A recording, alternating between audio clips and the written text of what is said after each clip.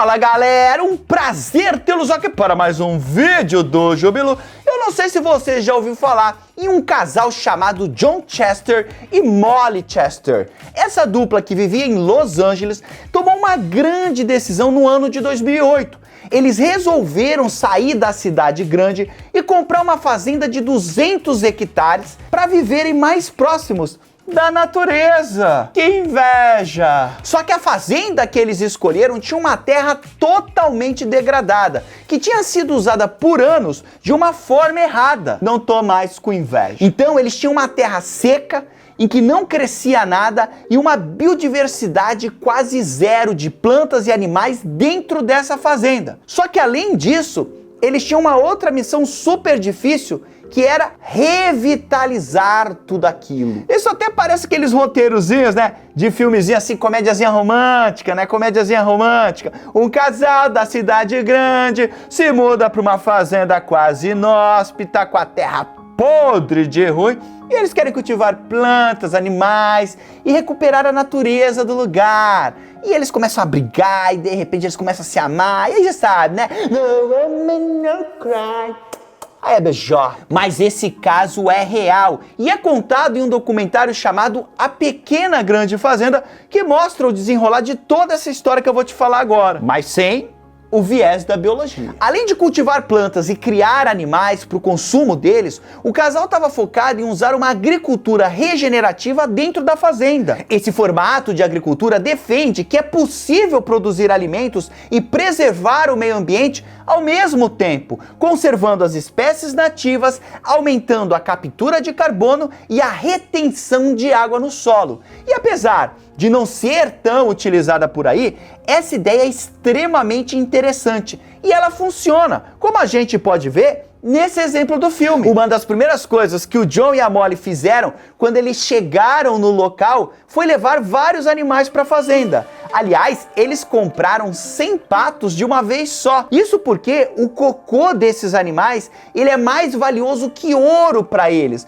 porque esse cocô serve como adubo para o solo. Além disso, eles começaram a fazer compostagem, que é outra técnica muito boa para trazer vida novamente para um solo seco. Na compostagem, organismos como bactérias, fungos e minhocas decompõem os restos de alimentos, quebrando eles em partes menores. Como resultado desse processo, eles conseguem tirar da composteira uma terra super adubada. Eles também conseguem tirar o churume, que é um líquido escuro que também é um ótimo adubo. O casal, ele começou a misturar esses elementos com a terra seca, que foi ficando cada vez mais fértil e criando vida novamente. Mas nem tudo, obviamente, foi tão fácil. Conforme a biodiversidade do lugar foi aumentando, isso foi atraindo cada vez mais animais diferentes. Então, quando eles plantaram árvores frutíferas, elas começaram a ser atacadas pelos pássaros da região, que obviamente estavam interessados nas frutas, porque pássaro não tem nada de bobo.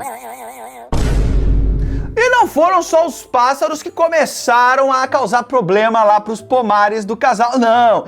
Além deles, centenas de caramujos atacaram os troncos das árvores.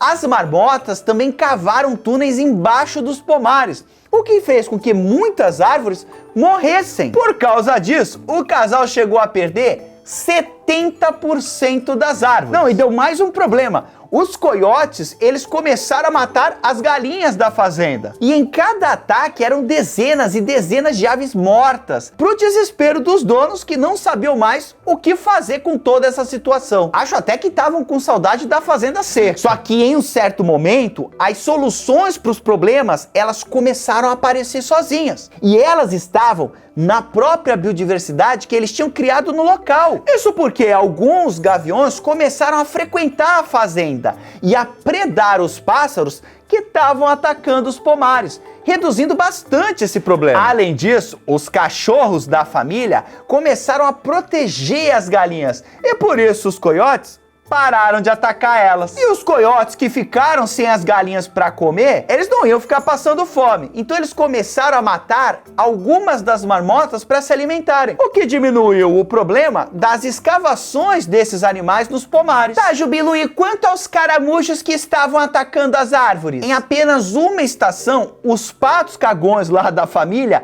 eles comeram 96 mil caramujos, reduzindo o problema e transformando os caramujos em um cocô de pato rico em nitrogênio. Esse cocô super nutritivo fertilizou as árvores e adubou o pasto, que cresceu mais vigoroso, mais verdinho, alimentando melhor as ovelhas. Incrível como tudo está conectado, né? É importante lembrar que além desse lado produtivo da fazenda, que tem a presença de animais domésticos e plantas exóticas, eles também mantiveram áreas com a natureza 100% recuperada de uma forma natural, só com as espécies nativas que sempre viveram ali. Eu não sei se você parou para pensar ao longo desse vídeo sobre tudo que eu tô falando, mas essa transformação toda na fazenda do John e da Molly é um exemplo muito claro de como funcionam as cadeias alimentares. Uma cadeia alimentar representa uma sequência de seres vivos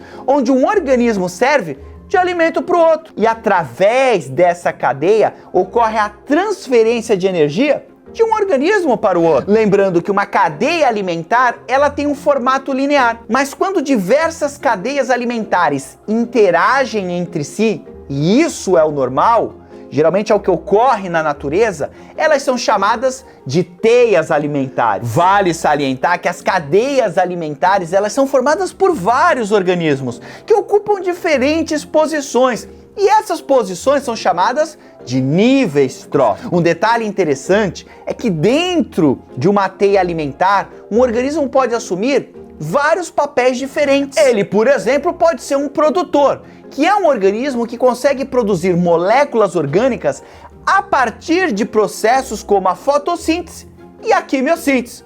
Ou seja, ele produz o seu próprio alimento. Esses organismos, eles também são conhecidos como autotróficos e ocupam o primeiro nível trófico de uma cadeia. Um exemplo de organismo produtor na fazenda do John e da Molly eram as árvores dos pomares, ou até mesmo o próprio pasto, que depois servia de alimento para as ovelhas. Um organismo também pode ser um consumidor, que é um organismo que consegue energia se alimentando, ou seja, consumindo outros organismos. Quando ele se alimenta de organismos produtores, eles são chamados de consumidores primários. Enquanto se alimentam de consumidores primários, eles são chamados de consumidores secundários, e assim sucessivamente. Na fazenda do filme, um exemplo de consumidor primário era a ovelha, que comia o pasto, que é feito de plantas que fazem fotossíntese e produzem o seu próprio alimento. E um exemplo de consumidor secundário